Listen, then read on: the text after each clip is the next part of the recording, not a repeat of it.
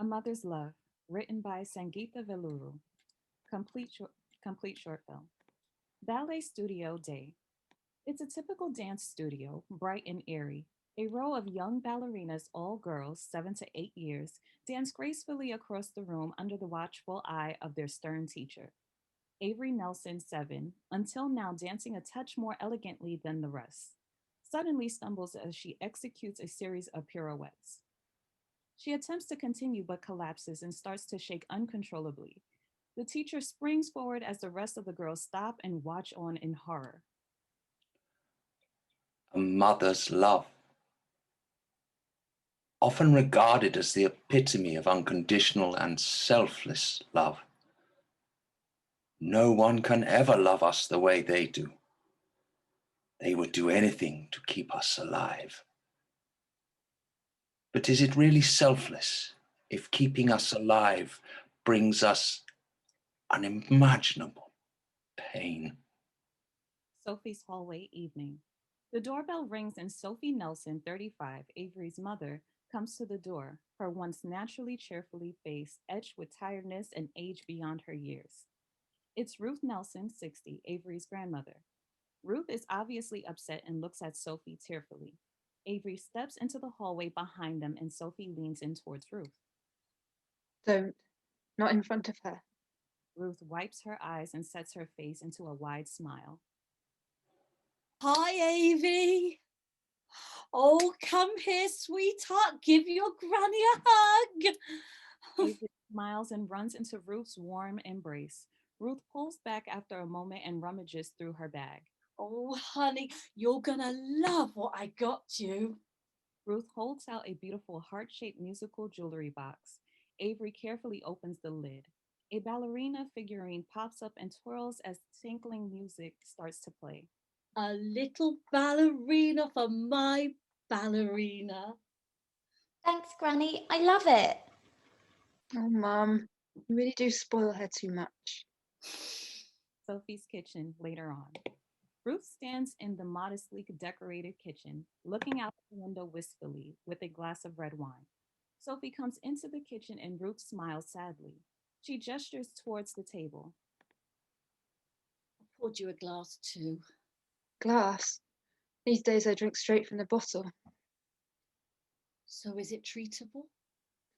Hard to say. They can't remove all of it being in the brain and all, so she needs chemo. Chemo? Oh, my poor Avery. I'm so sorry. It's the randomness of it that gets me. I mean, I know life is unfair, but this is so random that it's cruel. Why her? She's only 7. I never wanted any of this for you. I just wanted you to have a life, a good life. What would I do? If she's gone, what would I do? What's the point of living? Oh, don't say that. Oh, Mum, I didn't mean that. I was just rambling. I am just so sorry this has happened. It's not your fault. I just wish I could change things, take it all away from you. She's going to be fine, okay? She has to be. Do whatever you need to do to make sure of that. Avery's hospital room day. Avery lays on a hospital bed as a female doctor with a kind face, Dr. Michelson, 40s, checks her charts.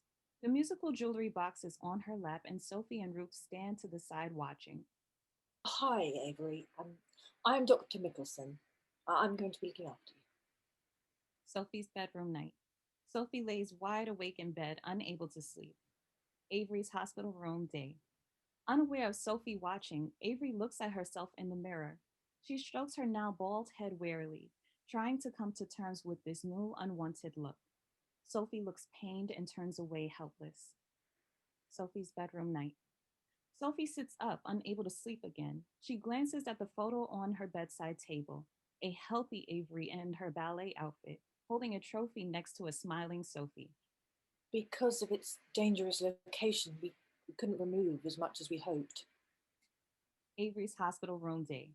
Avery looks thin and frail, further amplified by her shaven head, sunken eyes, and the numerous tubes connected to her. Sophie stands to the side, defeated and exhausted. Avery's hospital room night. Sophie sits on the side of the bed watching Avery sleep. She kisses Avery and gets into bed carefully, silently crying as she cradles her daughter. Given that it's a high-grade tumour, our main concern is that it will metastasize and spread. Hospital hallway day. Sophie and Ruth walk down the hallway to Avery's room. She's just so withdrawn now. Dr. Michelson says it's normal at this stage, but I can't remember the last time she smiled. They come to a stop outside Avery's room and look through the window. It's a heartbreaking sight. Avery, noticeably too thin and sickly, has her ballet costume on and is cautiously practicing poses in front of the mirror. Ruth bursts into tears and rushes away, leaving behind a distraught Sophie trying to compose herself. Interior, Avery's hospital room continuous. Sophie steps inside and Avery spins around, guilty to be caught in the act. Sophie smiles encouragingly and reaches for the musical jewelry box on the table. She opens the lid and music starts as the ballerina figurine begins to twirl. Go on, give us a few twirls. Avery hesitates for a moment, but then shyly begins to dance. Sophie laughs and claps, happy to see a glimmer of the old Avery. Avery suddenly doubles over, breathing hard, already fatigued. Sophie runs to her. Are you okay, honey? There you go. You look beautiful, sweetheart. My little dancing star. Am I going to die, Mum?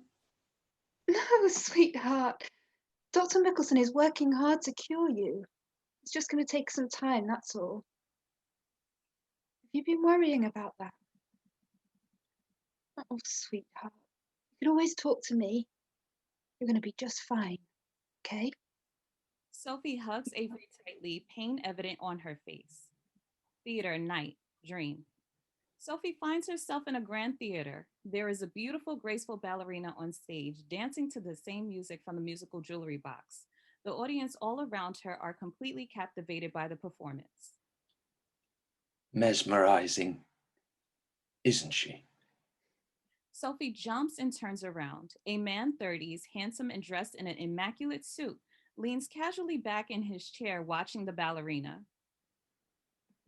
Recognize her yet? His voice is way too loud not to have attracted a few shushes, but no one even notices. They almost seem to be hypnotized. Avery. Yes, in theory. In theory? If you chose to save her, that is. What are you talking about? Avery is going to die. Whatever that doctor is doing, it's not going to work, and she is going to die. What the hell? Who are you? Let's see. Fate, destiny, Grim Reaper. Call me whatever you want. I personally prefer God, but apparently that's very narcissistic. I don't have time for this. She tries to get up but can't, held down by what feels like an invisible force. She looks around frantically, but the audience are still eerily glued to the stage. If you want to save Avery's life, I think you're going to want to stay put. There, that's better. Comfortable? Oh, if looks could kill. All right, here's the deal. Either do nothing and your daughter will die, or you can save your daughter, but your granddaughter will die. And before you ask, no, Avery won't get this chance you're getting to save her daughter. What? What kind of a perverse game are you playing? Oh, not a game. Kind of like tit for tat. You save Avery, someone's got to take her place. It's only fair that it should be your kin, don't you think? This is the great deal you came to offer me. Save my daughter by killing my granddaughter. You don't sound very grateful. This is sick. You are sick. Sick or not, you have a choice to make. What will you do, Sophie? Will you let her die? Will you give her the painful gift of life. Sophie looks back to the stage as the music ramps up and the ballerina steps into a series of pirouettes. Begin montage. A healthy Avery dancing in a ballet competition. Am I going to die, Mum? Sophie next to a sleeping sick Avery silently crying. A high-grade tumour. It will metastasize and spread. Sophie and Ruth dressed in black at a funeral. Avery will die. Avery's tombstone with a musical jewelry box beside it. End montage. Sophie snaps back into the theater, gasping and tears blurring her vision. The ballerina is in her finishing pose, the same pose as the ballerina figurine in musical jewelry box, and the audience are clapping their hearts out. No, No? do nothing. This pain I feel right now, like my heart is being ripped out and there's nothing I can ever do to fill the chasm it will leave behind. I would never want that for her. I could never put her through that, even if it means losing her. So do nothing. I'll take my chances. Taken too soon. Love beyond measure. What? An idea for her tombstone. Avery's hospital room morning. Sophie wakes next to Avery, disoriented and drenched in sweat. Calming herself down, she reaches out and gently strokes Avery's cheek, all cried out but broken inside. Hospital car park later on. Sophie sits outside staring into the distance. Ruth spots her on her way into the hospital and comes over. What are you doing out here? Is Avery okay? I needed some air. I had a bad dream. This whole thing feels like a bad dream. I don't know what's real anymore, or if I made the right choice. Choice? She asked if she was going to die. Oh, what did you say? What could I say? How'd you tell your dying daughter that she's dying? She's a strong girl. Stop it! Just stop it, you know she's not doing well. You cannot give up hope. You can't. Even if everyone does, you can't. As mothers, we have to do whatever it takes to protect our children. She's a strong girl because you're a strong girl. She will pull through because you pulled through. What do you mean?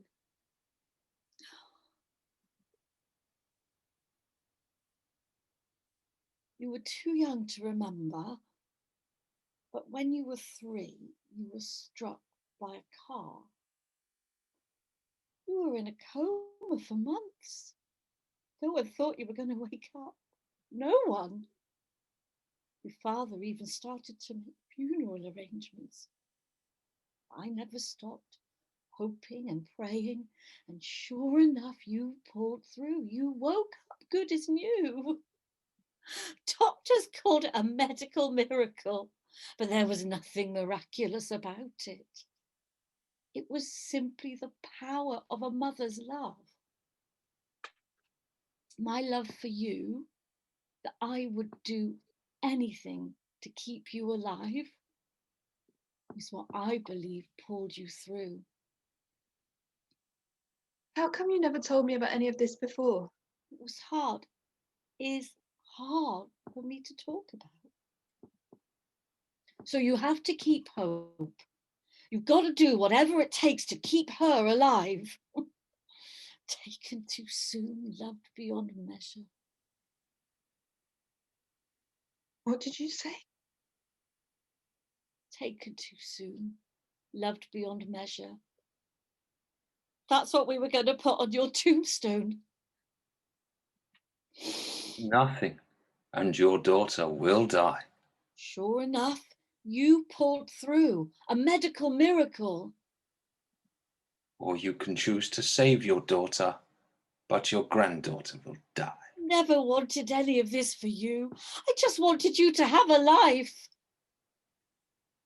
What have you done? What are you talking about? You struck a deal with the devil, didn't you? The man in the suit. Came to you too? You traded my life for Avery's. How could you? Sophie, you have no idea. I had no choice. I do have an idea, thanks to you. And you did have a choice. You just made the wrong one. Sophie turns and runs back into the hospital, ignoring Ruth desperately calling after her. Avery's hospital room, continuous. Machines beep in emergency, and there is a frenzy of doctors and nurses in the room as they yell urgently over an unconscious Avery. Sophie bursts into the room just as Avery's heart rate flatlines.